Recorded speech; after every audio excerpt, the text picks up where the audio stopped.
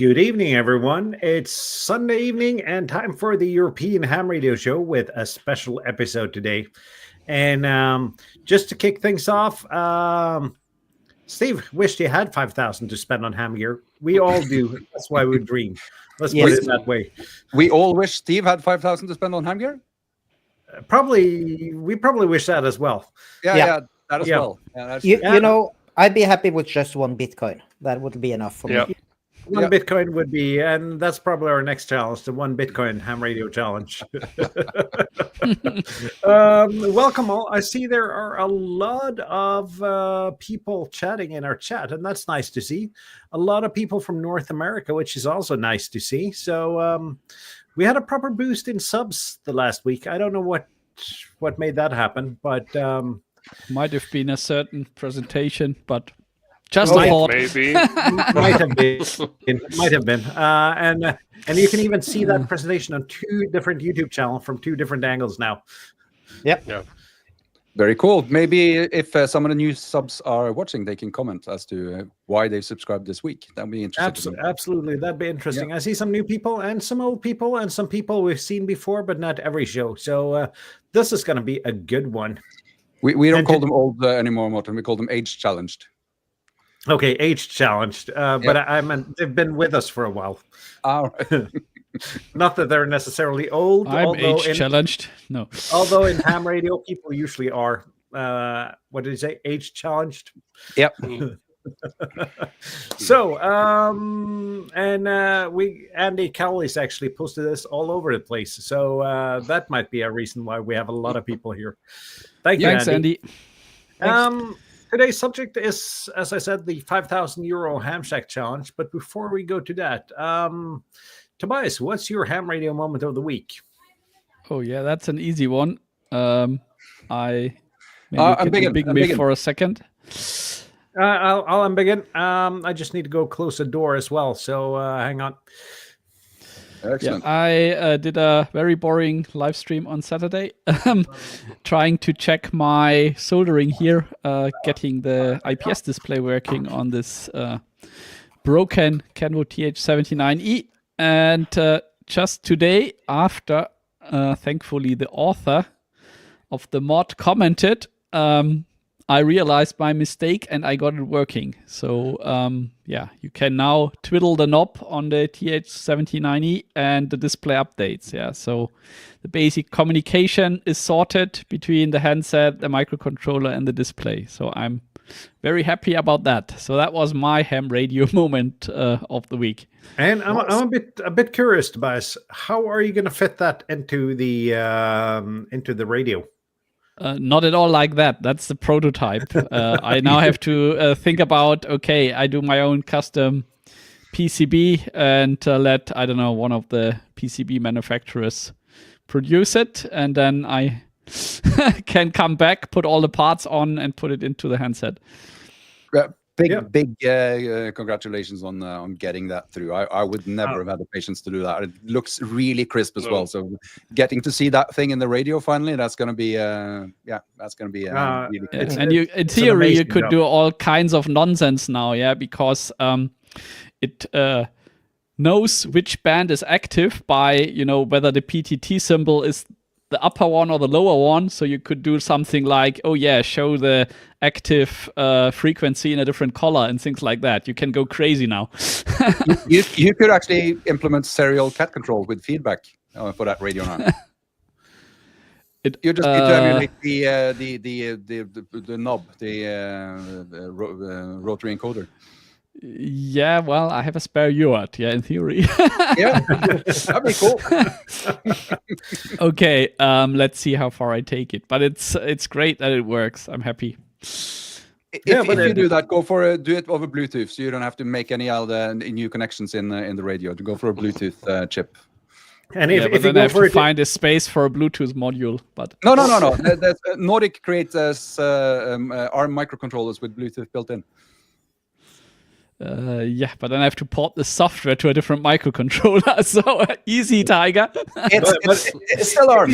If you decide to do the cable route, please do a USB micro USB connection instead of that terrible modern USB-C.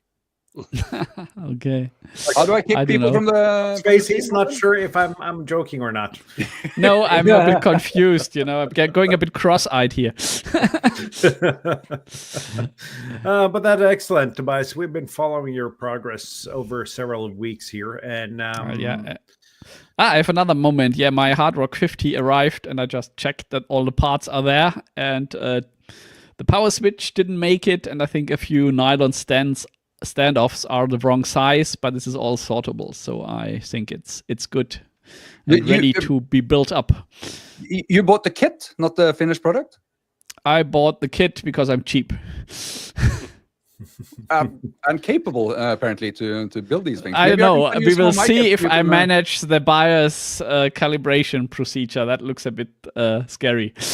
But seriously though, you're going to be so happy with that amplifier. I own one, and together with the G90, the 817, and a couple of other pieces of gear, I really regret selling it. That's why I don't sell things. I mean, it's not the most sane choice when you can get a Neptune 50-watt amplifier for half the price, but half of the fun is building it yourself and assembling it and learning something. Indeed, so I thought, what the heck, go for it. Yep, nice. Jürgen, what's your ham radio moment of the week? Yeah, I was at the University of Applied Sciences in Wiener Neustadt. That's in Lower Austria, which is Oscar Echo 3. That's a city which is not far away from here. At least it's on my way home or when I'm going to work. And they have a club station. They called themselves Innovation Lab. And they have a nice club station on the, let's say, penthouse of the university with a great view over the city.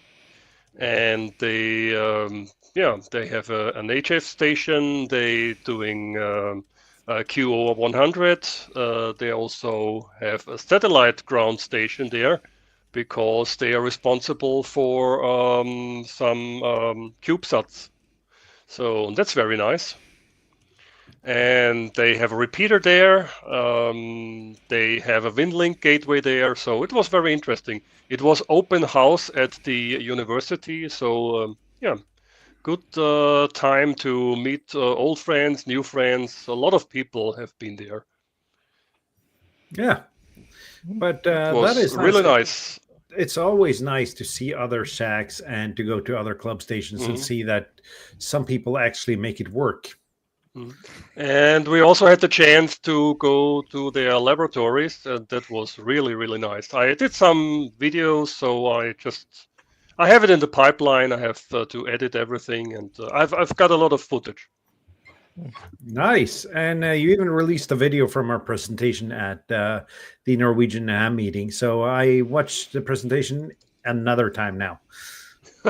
Yeah. So, folks, you can see it, as Morten said, from two different perspectives. So if you have two windows open, you can watch it in 3D. Yep. You should have filmed it in YouTube VR so people could just put on their glasses and watch it. Next time. That's a great ham radio moment of the week. Kjetil? Yeah, it's been pretty quiet for me. I've been doing a lot of in-car activations for North Hunt and Parks on the Air. So I've gotten a few new municipalities activated over here. Everything that's roughly close to me within an hour I've activated. So that's fun. Nobody had activated them before, so somebody has to do that. That's fun. Getting some really big pileups within Scandinavia, and that's not something I'm used to. Like from here, you usually don't get Swedish people hunt you, at least not that many. No, so, and that wants me. I really want to start North Hunt when I hear what you think about it and your experiences. So I might be starting that as well. It is interesting. Are you running on 80 meters for that? 80 through 10 meters. All right, because I'm thinking if you get all the Swedes and the Danes, probably 80 meters or 60 meters would be good. So I've been running 80 and 60 and 40 meters. Sorry, can you enlighten the guy who was not at the Norwegian Ham Radio show? What is North Hunt? North Hunt is a a award scheme, the same as POTA or everything else, that you get contacts for QSOs between municipalities in Norway, Sweden, Denmark, and Finland. And I don't think there's any other countries there. Faroes, perhaps? I'm not sure. No, they're not in. So, Okay. So you get and all of the QSOs are with other people doing Northend. So everything is a municipality to municipality thing. Really interesting. And yeah, and I got yeah, I got an A in the log today from 2 parks, or no, two municipalities. So that was fun on 60 meters. So. Other than Sounds that, like fun, but another thing to keep track of and upload data somewhere too, right? Yes, and you are not in the Nordic countries, so no, sorry. I'll do a Weisswurst award together with Jürgen or something. Yeah. Unfortunately, I missed you today, Kjetil. Oh yeah, that's sad. Yeah. There was I got a few Oscar Echo stations today. I saw you spotted on 17 meters, but I was too late. Yeah. No, I wasn't too long on the summit. It was really windy, but a beautiful day, and 17 meters was really nice and open, since 20 was kind of full with contesters. That's one way of saying it. Yes. Yeah. Maybe I missed you because I had a longer talk with Knut, the Lima Alpha 9 Delta Sierra Alpha.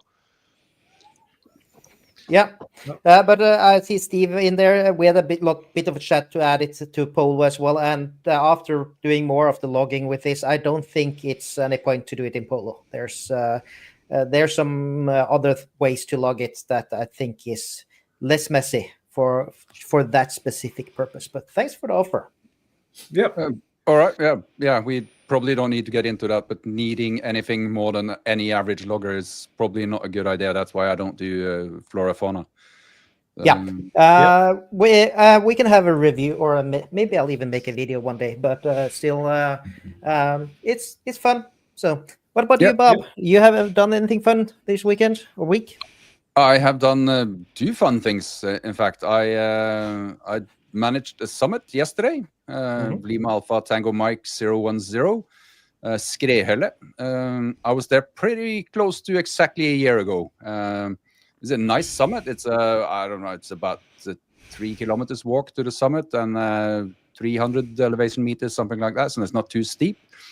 But I was there last year, and I looked at where the track started, and it was hardly any snow. And I think, nah, I don't need snowshoes for this. I'll just walk up.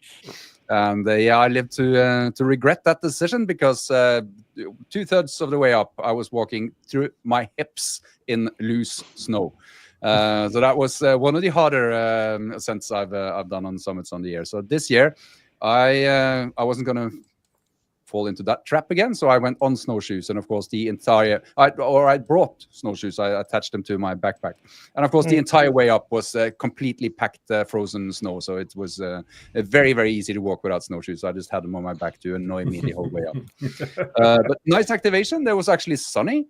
I think I posted in the Discord a picture from last year's activation, and it was pretty much the same view and pretty much the same nice weather. So that was cool. Nice summits on the air. But I've been doing some programming, because my local club and a neighboring club, they cooperate on APRS and things. So they've got a LoRa APRS Digipeater and iGate set up on Vealøs. For the people that know what that is, it's a mountain close by. It's 500 meters tall. There's a huge tower on it, and 60 meters up on that tower there's an antenna, and they've connected the LoRa APRS gateway to. So that has some pretty amazing range. So that is very, very cool. That's the reason why I drove down there as well yesterday to check it out, how tracking worked with that antenna. Yeah, that repeater up there is amazing with coverage as well. Yeah. They have several up there, and it works quite amazing. But for that, it's a bit of a walk up there, especially in the wintertime. It takes a bit of time to get up there. So what was needed on that firmware, the iGate firmware, was a way to turn off or on the radio on that device in case you lost internet connectivity up there. So I've been doing some firmware programming and attached. I've sent some patches to Ricardo, which makes the firmware, so that you actually over APRS you can send APRS messages to enable and disable the radio on the iGate. So it's now in his queue pending his review, and with any sort of luck, he'll accept that. So that might be in a future iGate firmware for and that's nice if anyone figures out that super secret keyword that you sent as an APRS text. There's not a super secret keyword. It's a list of approved. So far, it's a list of approved call signs, yeah. If that becomes a problem, I have a plan B on how I can actually do a proper authentication, but I'm not going to put that in. I spoke to some of the other people that do management of APRS, and they do the same thing on all the other stations. You can send commands over APRS, and it hasn't been a problem so far. I don't think it's security by obscurity, basically. No, it's not even by obscurity. Actually, it's a trust-based system. I wouldn't call that obscurity. That's but. Yeah, but the average Joe hacker wouldn't try to take this down, because the average Joe hacker does not know what LoRa APRS is. That is true. I think the reason this works, and the reason this works with repeaters and other APRS stations, is that the people that actually know about this and has the technical knowledge to do it, they have enough respect for the hobby and for what we do to not mess with it. Exactly. So you don't have these specialists like we do on our repeaters in Germany, which transmit their digestion problems or other noises. Yeah, probably, but that doesn't take any technical know-how or technical skills. I think to actually do some damage with what I've created, you need some technical know-how and some skills. And the people that have that, they have enough respect for the infrastructure not to mess with it. I'm thinking. Let's hope I'm not going to have to eat. Fingers crossed. I hope you're right. Yep. Yes, me too. So that's basically my week. I was gonna do a summit today as well, but I decided against it. So I went to the gym instead, and I'm regretting it because now my entire body hurts again. Yeah, that's my week. How about you, Morten? Any I did have plans to go to the gym today. But I went out to do a PODA instead. So as for my moment of the week, I could have said it was the JPZ-12, which I've pretty much become friends with, which I didn't think would happen. It could have been the Yaesu VX7 that I've been playing around with. It could have been getting high blood pressure for 3 days, programming an Anytone radio, but it's none of those. Because as any proper influencer, I have started a blog. Yay! lb0fi.no. I have 2 posts at the moment, and Bob helped me actually get this up and running.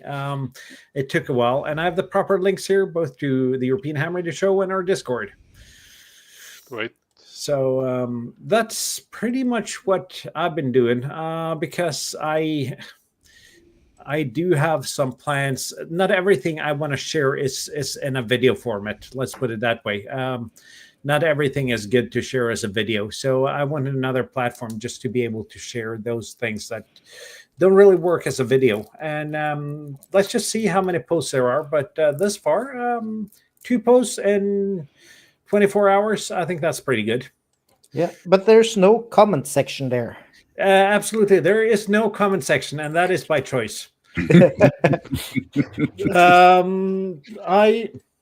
I have more than enough to actually take care of the comments that comes in on YouTube.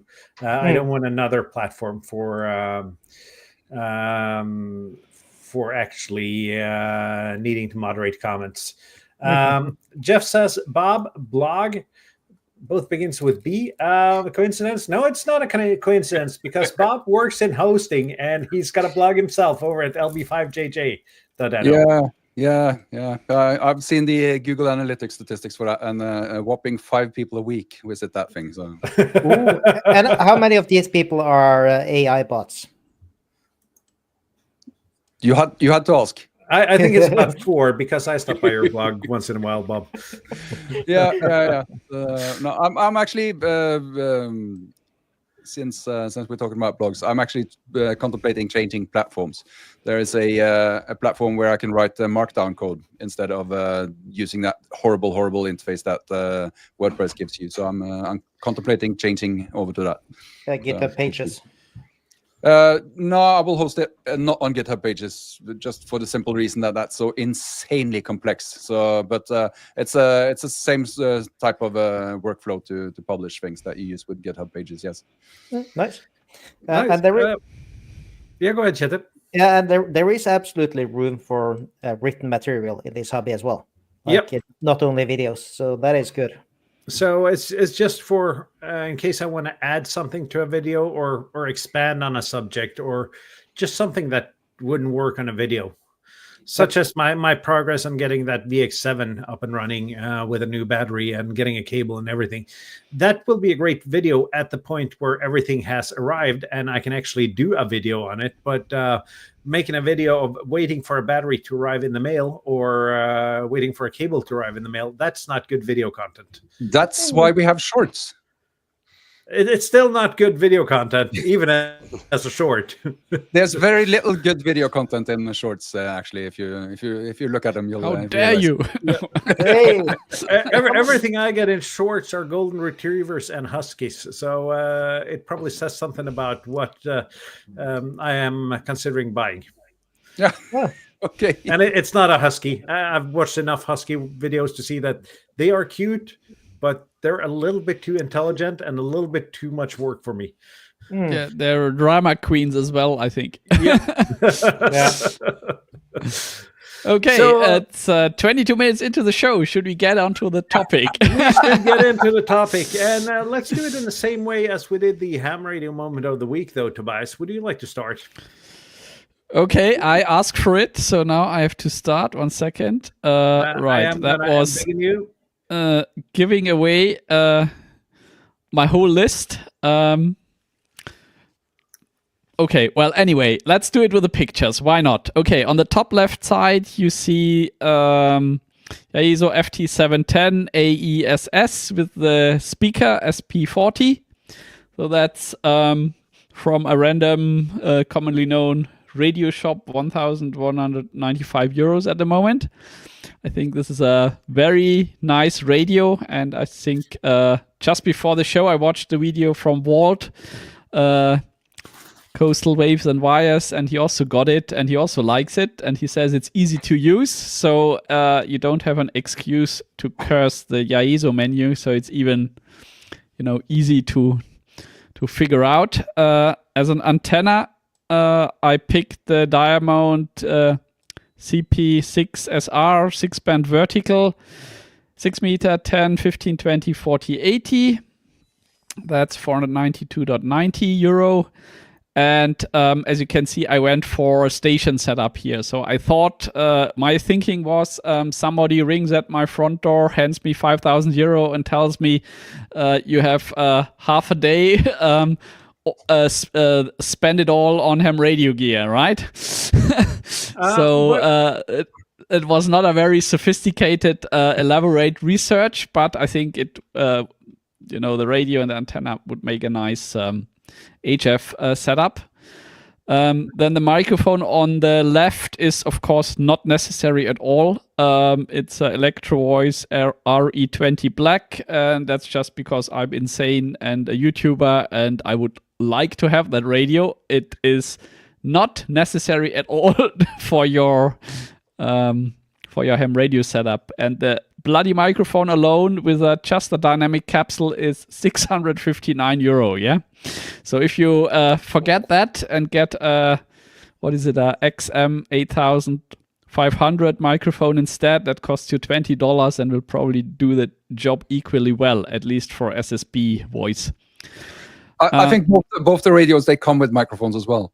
Yeah, exactly. Yeah, so that's just poor luxury on the thinking of, hey, I have 5,000 euros spare. What do I spend it on? Can I shoot in a question though? Because you have the greatest 2 meter 70 centimeter 23 centimeter rig there, but where is your 2 meter 70 centimeter 23 centimeter Yagi? I don't have a Yagi. I have the Diamond X6000. That's 3 meter long, 2 meter 70 centimeter, 23 70 centimeter vertical. But yeah, a Yagi. If you skip on the microphone, you can buy yourself a nice beam, I think. You can get several. Yep. Exactly. Okay, so that was the ICOM IC 9700 I just on need the to find bottom right, left. right button again, Tobias. Just one moment. Yeah, so that was the ICOM IC 9700 on the bottom left. And of course, you also need a power supply. And I was just going also for a diamond since I'm already here. 2 diamond antennas, rounded off with a diamond power supply. Diamond GZV 40 amp for 285. So that leaves spare money in quotes 247.20, which is maybe a bit slim. Coax, cables, connectors, grounding, etc. But as I said, if you skip the microphone, then you have almost 900 euros left to get an electrician in and make sure, when the lightning hits, that the house doesn't burn down. Yeah, that was my setup that I collected. And that is not a bad list. I can also quickly... Yep, I'm going to begin you again, Tobias. Show here. Yeah, so as you can see, I just reused the spreadsheet from the 1,000 euro challenge and filled new items in. Right. Nice. I mean, that's basically the general purpose. I want to get online on all the bands that I can possibly get on. Yeah. It is not a bad list, Tobias. I like many of the choices. Okay, so that's it from my side. Who's next? That was an APRS package. That should not have been transmitted over a repeater, but I have no Vero radios active, so it's not my fault. There was someone at the last club meeting saying they've heard a lot of APRS on repeaters. So I am. Because you might be back at it. That radio is yours now, Bob.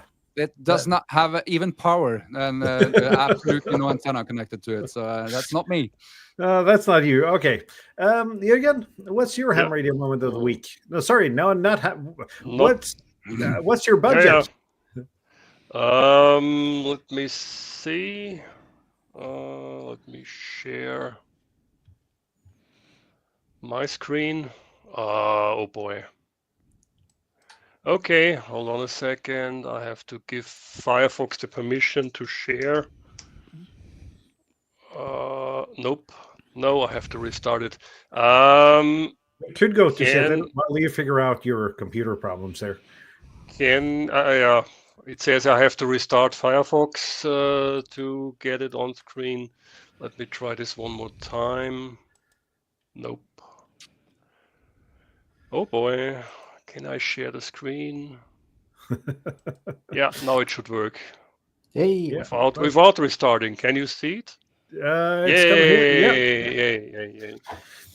Okay, yeah. The idea was if I was a new ham and someone is giving me 5,000 euros to build a complete station, which is, in my case, the FT710, like Tobias's choice. Then for VHF, UHF, I'm doing a little bit cheaper. I've chosen the FDM 150E.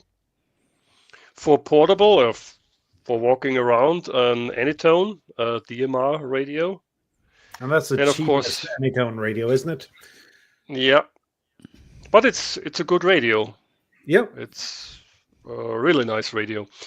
Then I've chosen a 50 amp power supply because maybe in the future I have more radios and then I need bigger power supply or a second power supply. So why not starting with a bigger one? Then, of course, we need an SWR and power meter, which is the SX 700. Maybe we are 600. going 600. Maybe we are going portable in the future, and maybe we have to tune the hex beam. So I've chosen the Rig Expert Stick 500 from, in the meanwhile, well-known shop in Slovenia for a very good price. 50 meters of Ultraflex 10 cable. Depends on where the antenna is mounted. You may need more, but I have some spare money. Then for HF, the 6-band E antenna hex beam. And I for think that's VHF, a very nice UHF, choice if you have the space. That's really nice. Yeah, indeed, yeah. That's true. The Diamond X510, because I don't have 23 centimeters, so that's a good choice. Then an aluminum,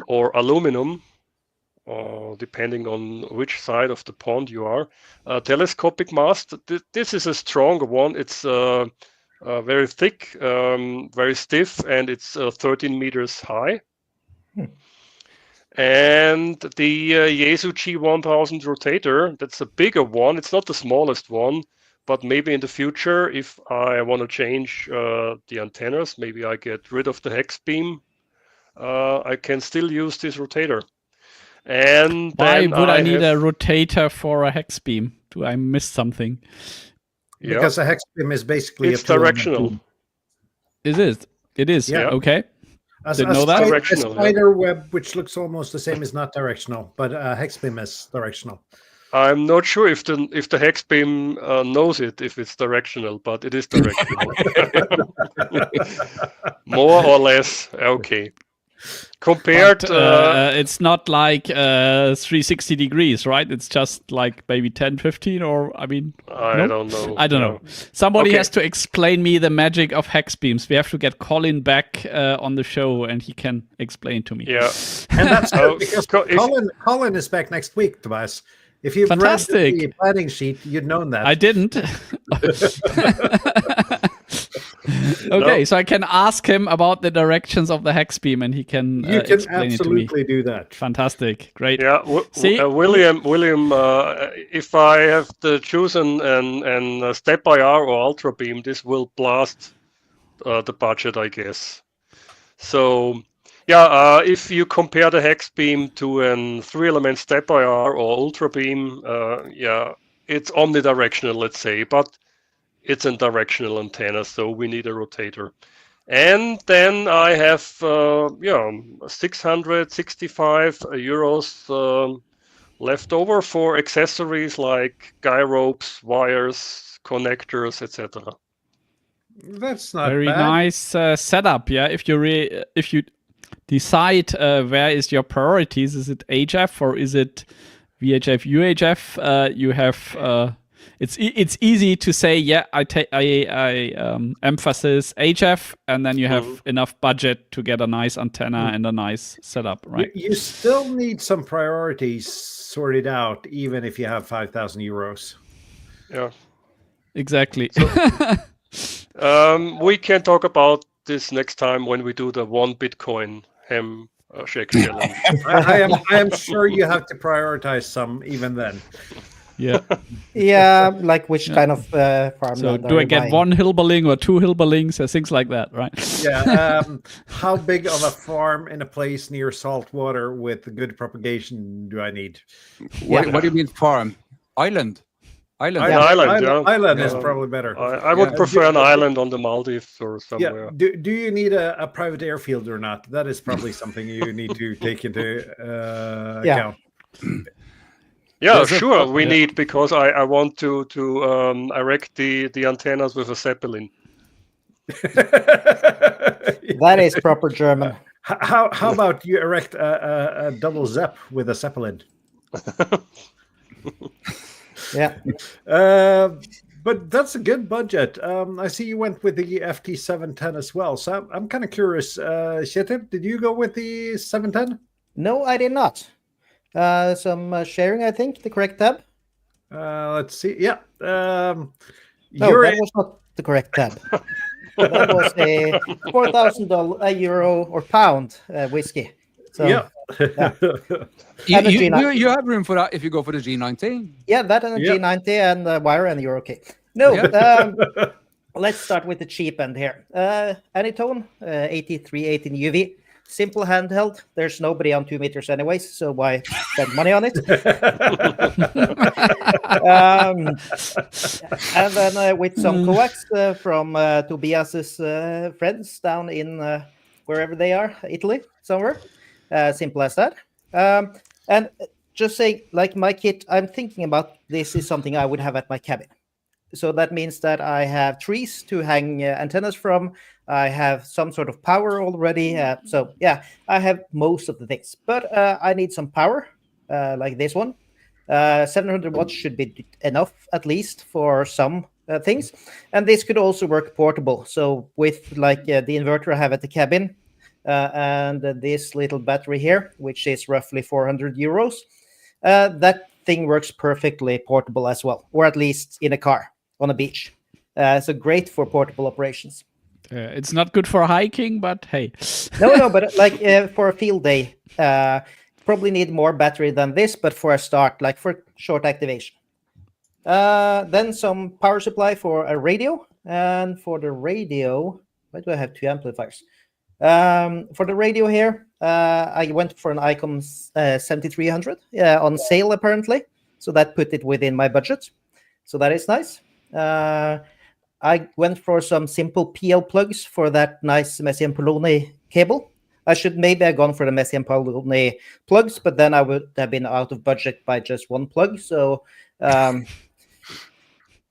So I went for a few of these and a simple 1 kilowatt Hari balloon here. I went for the 80 to 10 meter one for 109 euros. So that put me. If last time I looked over this, I was at like 4,950 euros or something like that. Is that including You the will whiskey? melt the antenna with your amplifier if you hook it up to. It's a kilowatt rated. Antenna. Right.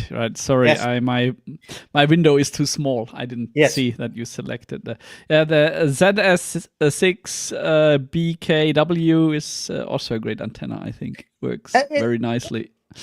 Yeah, at least it's a wideband thing. It will work for like getting started into this, like a bit of. I think it's also pretty efficient with the ladder line feeding. So if you have the space, definitely a nice antenna.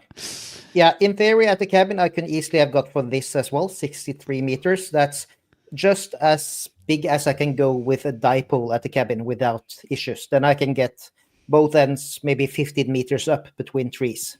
So that is workable. So without joking around, wouldn't that be an antenna that you would really get and mount there? I mean, its price is reasonable and you will have amazing contacts from the cabin. Yes, I think this would be. I didn't know you could get this. I would probably just go with the 200 watt variant if I didn't have that much money to waste. But still, that would be a good thing to mount up. Right now. I was just going to say, I think when we do the 1 Bitcoin challenge, I'm going to buy your cabin. Yeah. Really nice place to do radio. Yeah, it's not that cheap, but so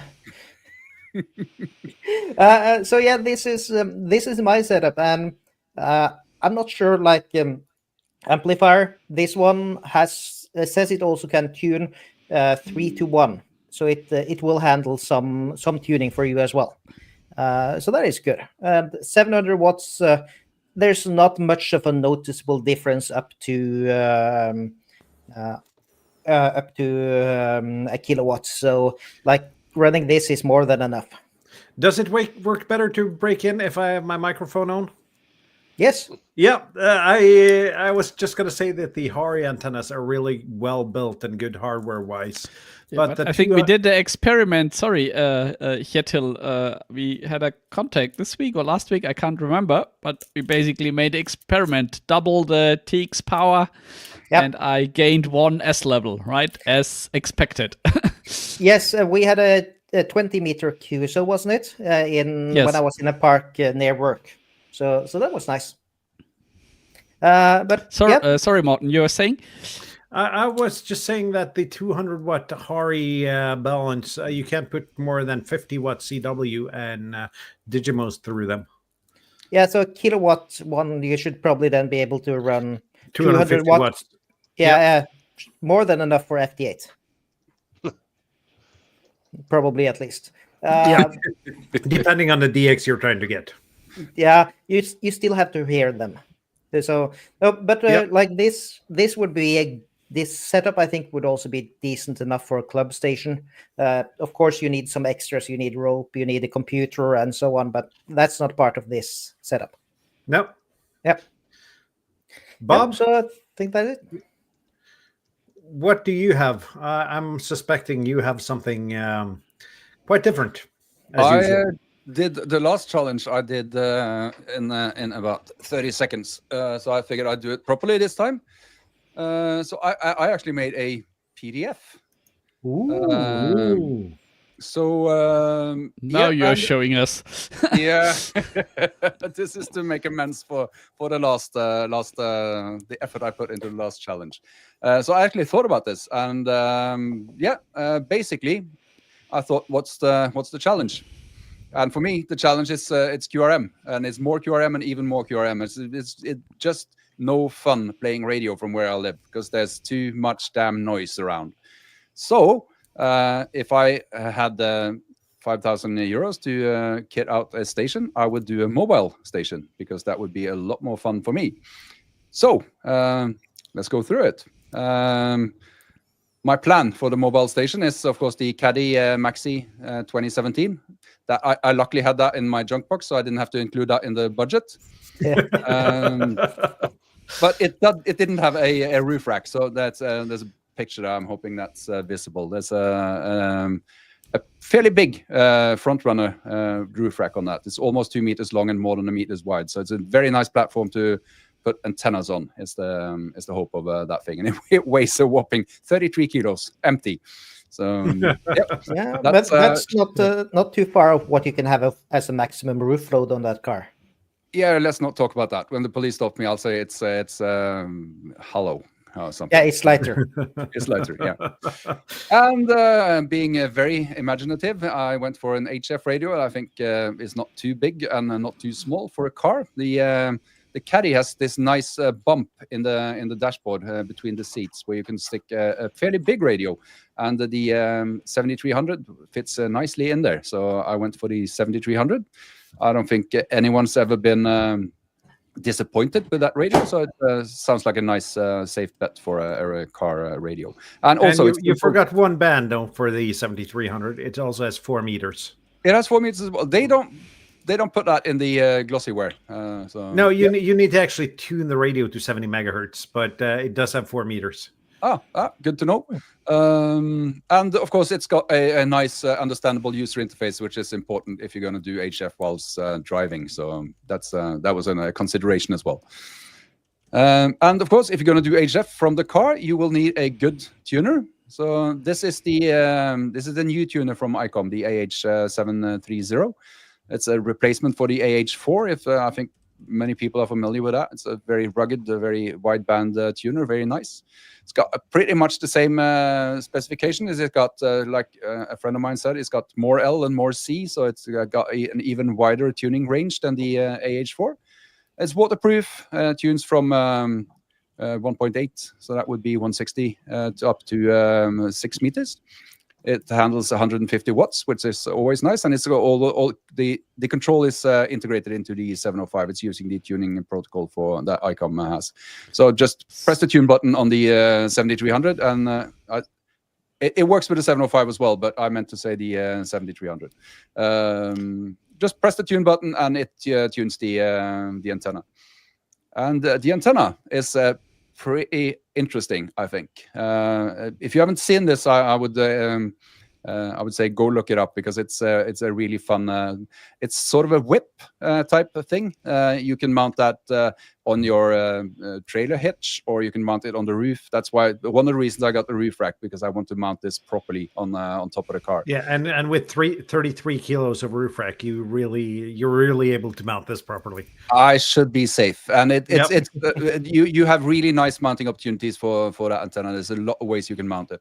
And it's it's a stainless steel radiator, 2.5 meters tall. So you're driving around with that thing on top of the car that is already 2 meters tall.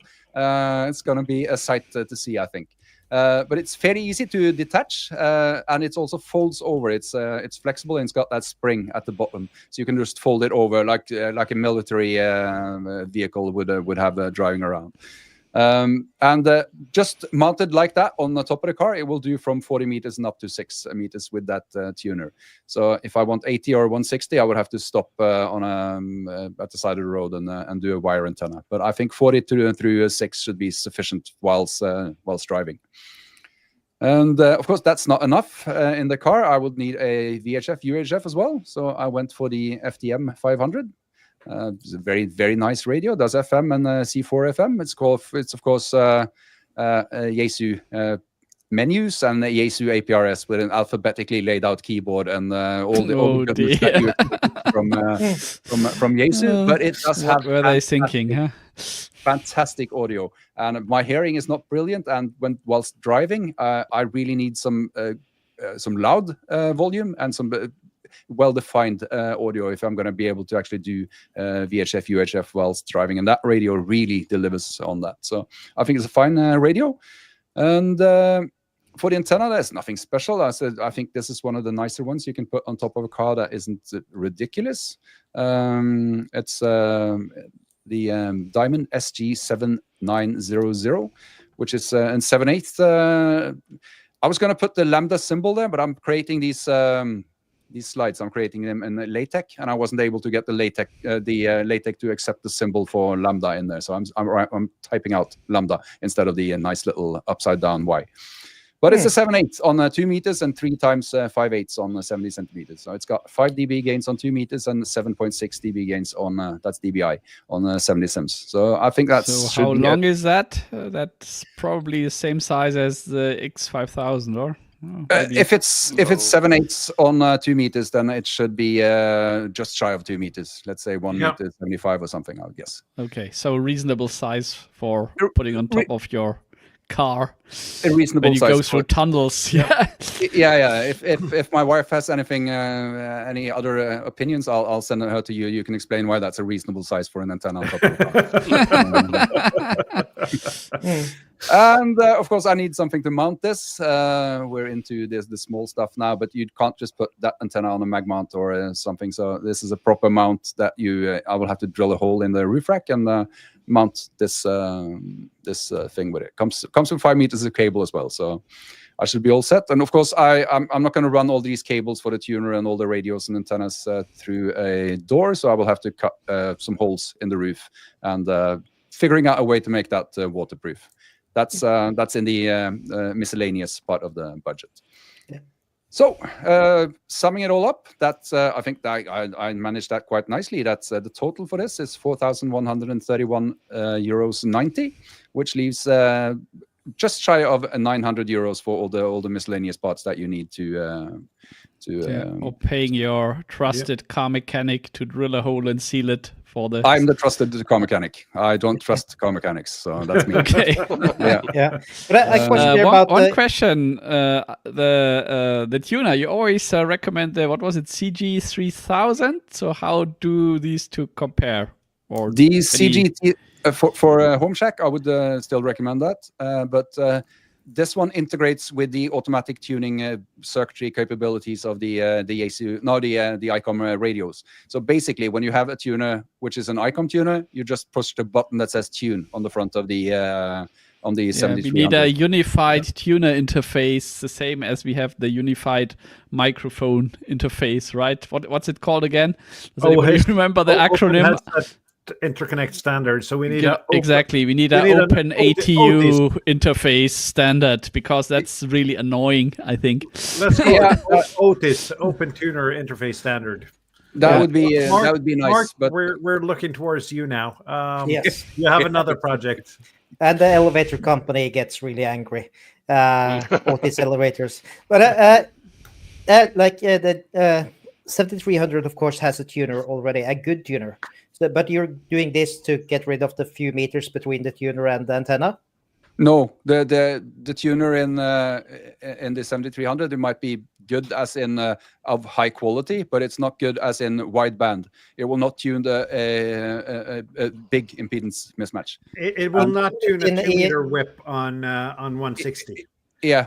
So when I have a 2.5 meter whip on top of there, and I want to tune that for 40 meters, that is way outside the capabilities of the built-in tuner in the 7300.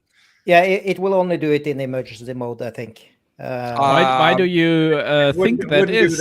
Because in the there was 3 people at once.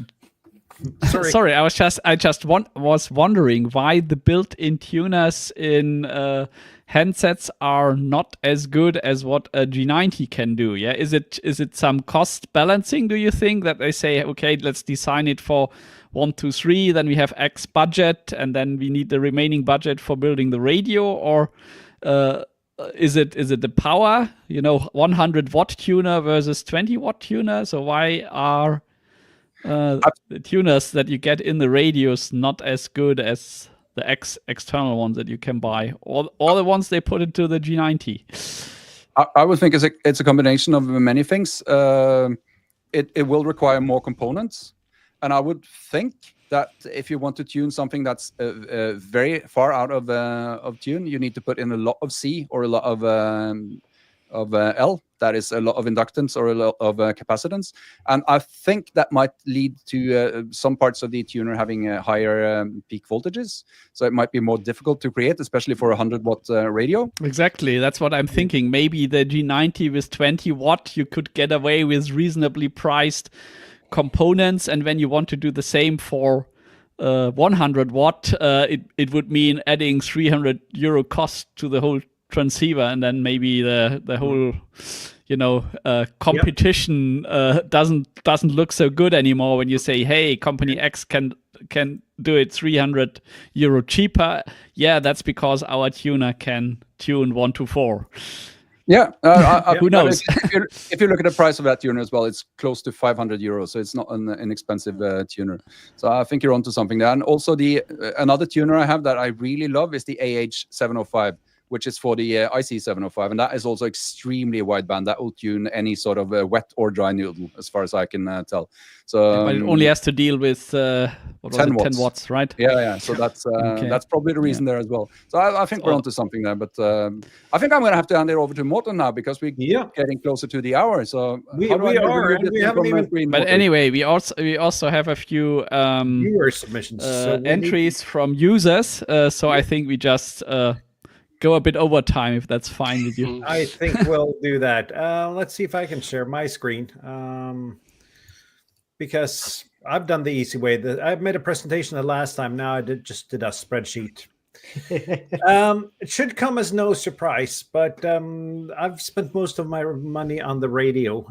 Since, if you have €5,000 to spend on a shack, you need to spend €3,249 on a Flex 8400, and that's the ATU model. You could save €1,000 by not having the tuner board, but I figured since you probably at some point you're going to run this remote, having a tuner that you can operate remotely is probably a good thing. Ask me how I know this. I can tell you a lot of stories about that. So I had to save a little bit on the antenna. I went for a DX Commander Signature 12, because that gives you every band from 80 through 6, I think, or at least 80 through 10. And it's a decent antenna. It's a fan vertical. It works. And then I had to save a little bit on the 2-meter radio. So I went for a cheaper Yaesu radio, the cheapest Yaesu radio that was available that I could find, the FDM 100. with an X50. I've had several X50s. I use them at the club. They're nice antennas. They just work, and you can afford to replace it when it wears down. Some Ultraflex coax. So Messi and Poloni, if you're watching, we're still taking free coax if you want to sponsor us. We all of us went for the Ultraflex, right? Yep. I have no idea how to differentiate the Messi and Poloni cables. I just went for the first Messi and Poloni cable I could see. Yeah, same here. And I went with Messi. I think for HF it's reasonable. Yeah, Ultraflex. I went for 50 meters and 10 plugs. So you can use the same cables or the same coax for both the 2 meter 70 stuff and the HF stuff. And I went with 10 plugs just in case you actually mess something up. Yeah, that happens quite frequently. Yep. So having a couple of spare plugs is probably good. And whatever you do, buy quality plugs and not the one which have the ABS plastic and you melt them when you go too long with your soldering iron. You get real high quality plugs. Whatever you do, you'll save a lot of cursing and headaches.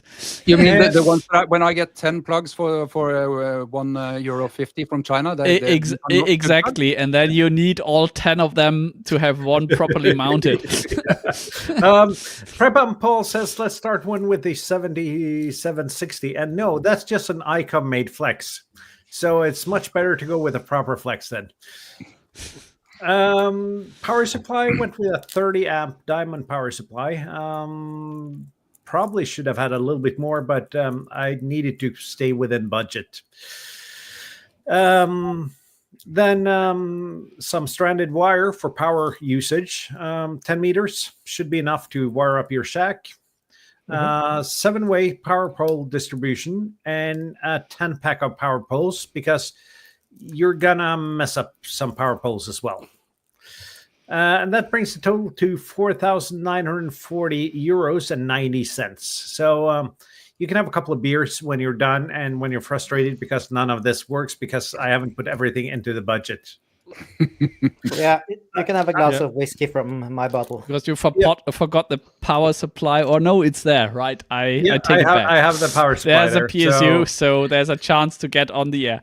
but the heart and soul is the flex, and I really wanted to bring some remote capabilities into this setup as well. But as you can see, we can't afford it within the budget. So I really wanted to add a George's station controller, but at least 3 times $200, that would bring us over budget. So that's for another time. You can probably remote your shack, or you can remote your shack cheaper than that. But that's my setup, and it allows for some expanding next time you have €5,000 to spend.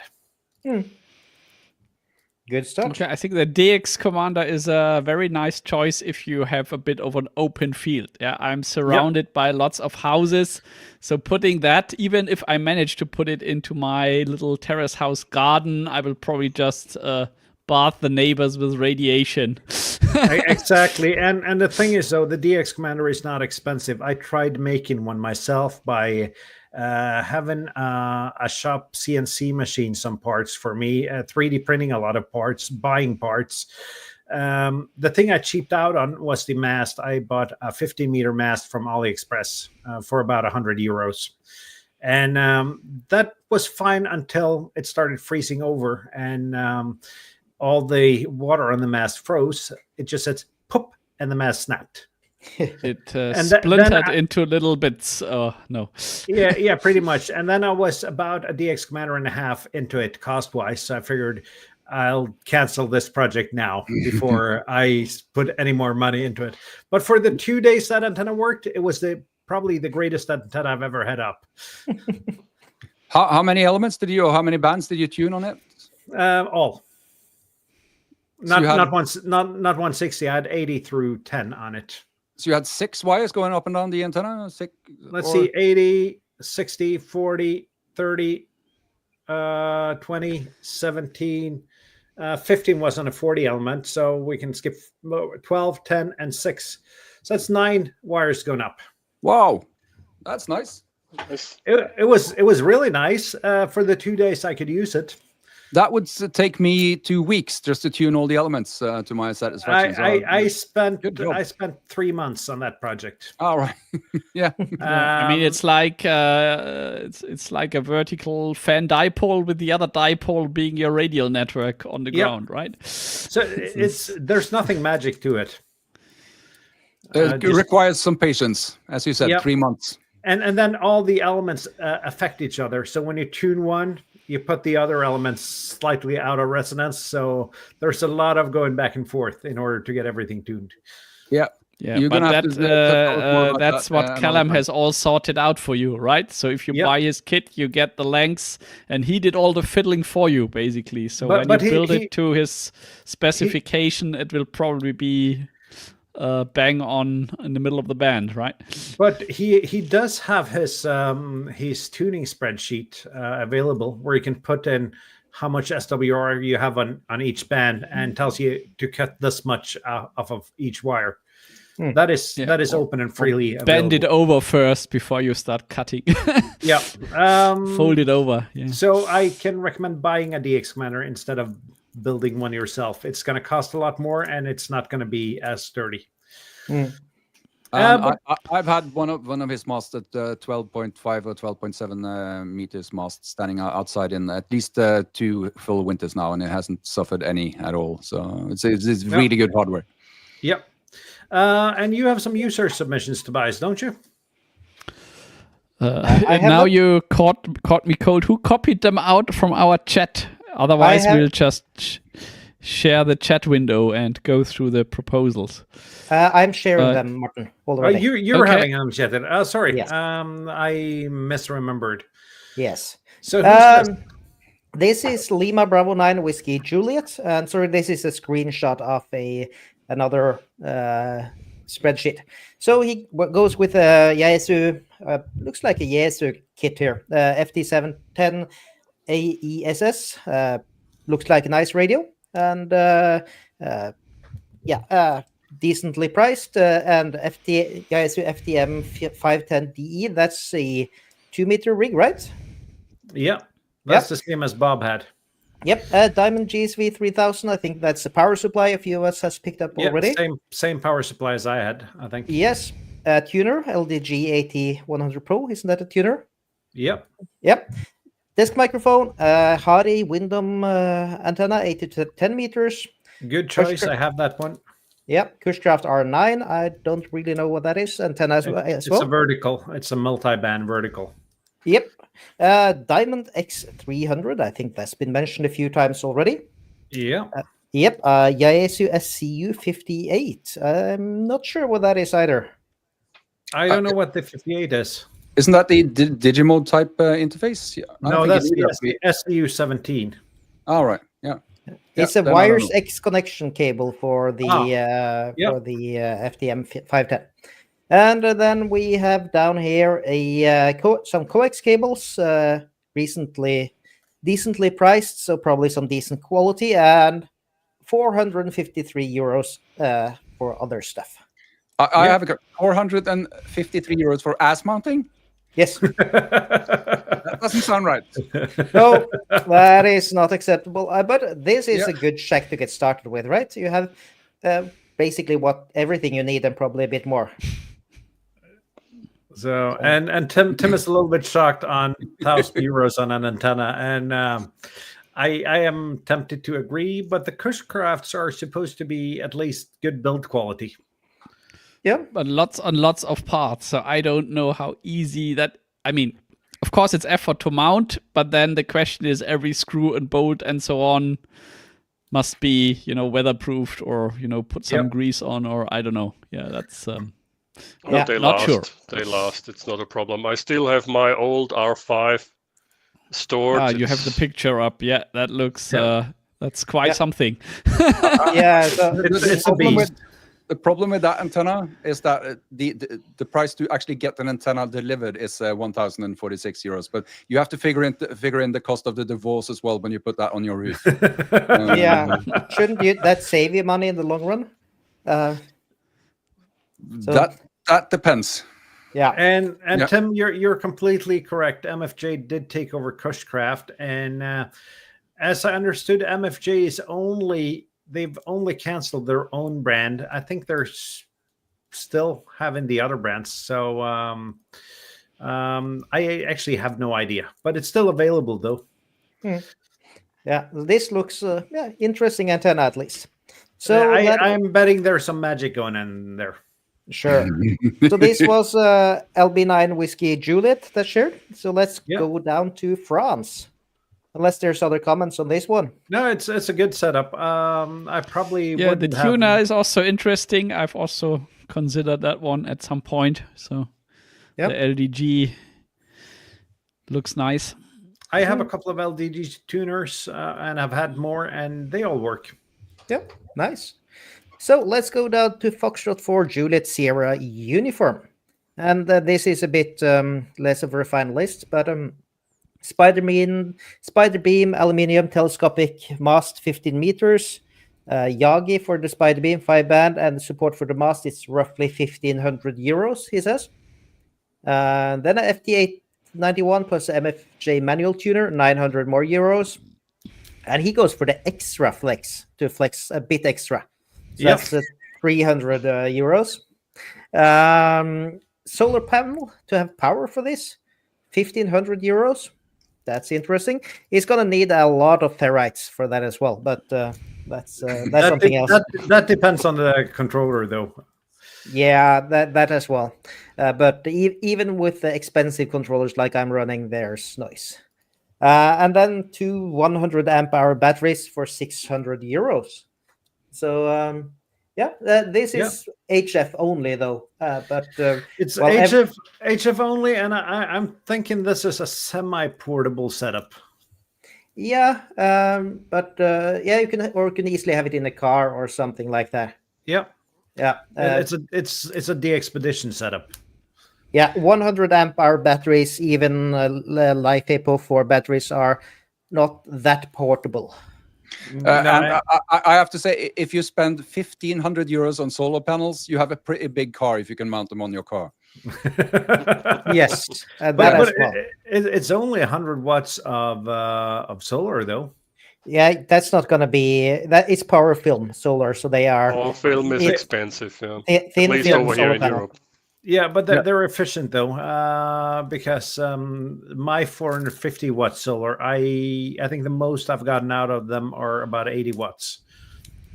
Yeah, so these thin ones are more expensive but thinner. So yeah, if you have a small car, that's probably a workable solution. And since it's coming from France, it probably fit in a Renault 5. Yeah, or a 2CV. And of course, like everybody has a 2-meter station at home already, like a handheld something. So at least one.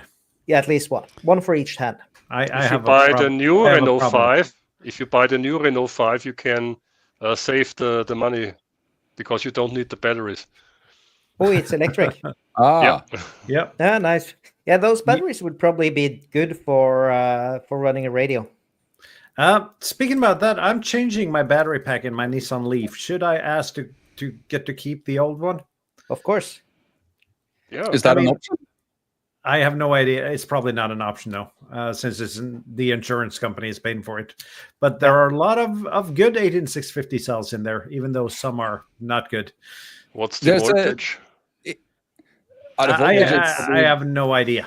You probably can kill yourself when you don't know what you're doing by opening that kit. I don't think I should disassemble that myself. No. But the pack voltage is high, but the cells in there, they're normal. No, the cells are standard 18650s, but there's a YouTube channel called Aging Wheels. If you ever considered or are just interested in what it's like to open one of these packs from a car, just check out Aging Wheels. He's really funny as well, and he knows what he's talking about. So you can do some pretty cool stuff with that battery pack, unless it's completely shot. If you have the chance to, it is not completely shot. It's just a couple of packs that are completely shot, but enough to make all the electronics go. I don't know what's going on. Yeah. But thanks very much for sharing this one.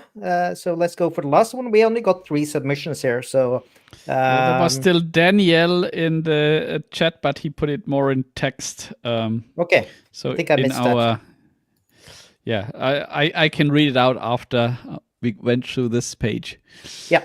So Lima Bravo 8 India Juliet, he makes everything, so he doesn't really need stuff, right? But I challenged Gans MC 750, KX3 Shack in a pack. That's there's a lot of money in there. You could almost that get is more money than the flex I had in my budget. Yeah, but it's almost enough for a good bottle of whiskey.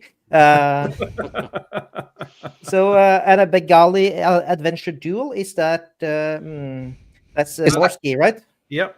Is that for when you use both hands at the same time? The duel? Maybe. That would be cool to learn. Yeah.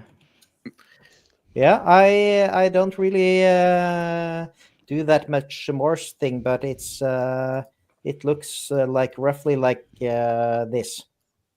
That's the duel? Yes. All right. So I think it's dual because you can take it off to a smaller portable key, and then you can take it off from the base, right? Yep, Maybe that's the dual bit. Because it says KX3 mount and desktop base here. Yeah. Okay. Yeah, and then he goes for a Yaesu FT5DE, good radio, portable, 2 meters, 70 centimeters. So good, simple shack as well. There's nothing for cables and stuff here, but well, everybody probably has that. So here he says he goes total 5,058. But well, everybody goes over budget. I would also say if you buy something called Shack in a pack for 3,845 euros, I would hope there's some cable in there. There's not. Yeah. There's not? All right. There's a battery and a tuner, though. All right. Yeah. Yeah. So that's it should come with an extra bottle of whiskey to ease the pain of paying the bill. And ladies and gentlemen, you can go more expensive on QRP than IC705 if you didn't know. Yeah. So this is the Shack in a pack, right? Oh, that's with the pan adapter actually and the AX1 antenna. So yeah. So you have antennas here. You don't need cables for these ones. No, I shouldn't be seeing this stuff. Oh. Put it away. I see somebody hovering over some purchase order. Yeah, there is a buy now link on this one, board. If you drink the bottle whiskey before buying, it doesn't hurt that much. Yeah, I have to say my big problem with buying that is that everything on my list I have already bought for my car, so I'm committed to that challenge. Right. Yeah. So you basically ordered while you were writing the PowerPoint slides. I've ordered it already, but winter came too soon, so I didn't have time to kit out the car before it got cold and wet. But everything there is waiting to actually get put in the car. And if you show up at Bornholm this summer with any sort of luck, I've had the car readily fitted. So that's the plan. And Ravi asked here if the KX3 can be bought as a kit. No, I don't think Aircraft does kits anymore. I think they got tired of all the questions from people not building them correctly. So, but you can buy it without all the fancy stuff and get it a lot cheaper. But if you want the full package, it's serious radio money. Oh yeah, but it's also serious radio. Yeah. So we had one last. I found that. Tobias, do you want to read it or should I? You go on. Yep. You have a role. Oh yeah. So this is Daniel. Not sure about the call sign there, but he said he's gonna firstly duplicate what's in the €1,000 challenge just to have a backup. A good place to start. We had a €1,000 challenge a while back, and we got some really nice kits in that one. All of them were fully workable. Then a remote weather APRs or a remote APRs weather station. That is nice to have as well. Not very, you don't get many QSOs, but it's interesting information. So then adding several 250 watt solar panels and at least 500 amp hours of batteries to run text and QRP during power outages when the noise floor is lower. So yeah, you can run that. and then probably a IC705 since it's cool, getting a tuner and some spare batteries, and then fill it with better antennas for cars, more antennas, and so on. Or maybe a 60 or 160 meter end fed half wave, better feed lines, and so on. So that's probably what he's getting. So not that detailed as other ones. No, and the point. But I don't think he will blow the 5,000 euro budget or even the 4,000 euro budget with that one. Yeah, so that's a reasonable, moderate setup, I think. Yeah, reasonable. That's what we aim for at the European Ham Radio Show. So. Yeah, and being in Texas, he's not going to blow a single euro, so that's good enough. but seriously though, the fun thing about these challenges is to see, first of all, how different we are, but we kind of end up on the same path, even though a little bit different equipment, but we're thinking pretty much the same. And with 5,000 euros, you don't have to make as many compromises, but you still need some. You still need to decide what to prioritize, right? You cannot just go crazy on everything that you see in the candy store. Yeah, exactly. And when I spent over half of my budget on a radio, the rest is I was 4,000 euros in almost with a radio and an antenna. Yeah, and like it depends. It also depends, like the setup. Where are you planning to place this, and so on. So. But everybody got good stuff, like good quality stuff. So that's the big difference I see. Like there's no need to compromise that much. Of course, there's no AliExpress purchases on any of these lists. No, but like everything is unlike the 1,000 euro check challenge. Well, right? then we had to in order to get the most out of the budget. So because like everything is a compromise always when you're buying, at least as long as you have a budget. But this was fun. Yep, this was a lot of fun, and hopefully you guys that are watching this enjoyed this show. We'll be back next week with Colin, MM0OPX, that's going to talk about Scottish antennas, the Scottex, and his wonderful fishing reel and fed half waves and verticals. Nice. So we'll nerd out a little bit on antennas, and hopefully Tobias will get to know how a hex beam works. Exactly. Yep. So maybe Charlotte gets a few more antenna ideas. Yep. Perhaps Charlotte gets something up. A hex beam on our balcony would probably be nice. I don't think a hex beam on that pole is the correct solution. But, all right. Yeah. And the neighbors may say something. I would think so. But still, we're 17 minutes past the hour. So I think we're just going to say 7-3 and see you guys next week. Yep. 7-3. That was fun. 7-3. Bye. That was great. Bye. Okay, wrong button again this week. Hang on. I just need to stay and end stream.